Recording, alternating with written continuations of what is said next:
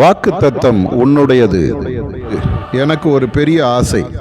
இந்த உலகத்தில் உள்ள எல்லா மக்களும் என்னை அறிந்து கொள்ள வேண்டும், என்னுடைய வல்லமையை தெரிந்து கொள்ள வேண்டும். அவர்களுக்காக நான் இந்த உலகத்தில் வந்தேன் என்பதை அவர்கள் அறிந்து அவர்களுக்கு நான் ஏற்படுத்தி வைத்த ரட்சிப்பை பெற்றுக்கொள்ள வேண்டும். எப்படி இது நடக்கும்? உன்னிடத்திலிருந்து ஆரம்பிக்க வேண்டும். கிறிஸ்தவ குடும்பத்தில் பிறந்தேன், ஆலயத்துக்கு போகிறேன், தவறாமல் ஜெபிக்கிறேன் என்று பெருமை பேசிக்கொள்ளும் உன் வாழ்விலே நீ என்னை எப்படி அறிந்திருக்கிறாய்? சாமுவேல் என்னும் பிள்ளையாண்டான் ஆலயத்தில் வளர்ந்தாலும் அவன் இன்னும் கர்த்தரை அறியாதிருந்தான் என்று வேதம் சொல்லுகிறது. ஆலயத்திலேயே வளர்கிற சாமுவேலுக்கு இந்த நிலைமை என்றால் உன் வாழ்க்கையில் நீ ஆண்டவரை அறிந்திருக்கிறாயா? பவுல் சொல்லும்போது நான் விசுவாசித்திருக்கிறவர் இன்னார் என்று அறிந்திருக்கிறேன் என்றார். என்னை அறிந்து கொள்வதற்கு நீ வேதத்தை ஆராய்ந்து படித்து புரிந்து கொள்ள வேண்டும்.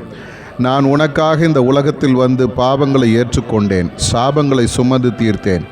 எல்லாவற்றுக்கும் மேலாக நான் வந்து உன்னை என்னோடு கூட பரலோகத்திற்கு அழைத்து செல்ல போகிறேன். நான் உன் இரட்சகர் என்பதை நீ முழுமையாக அறிந்து அதை மற்றவர்களுக்கும் சொல்ல வேண்டும்.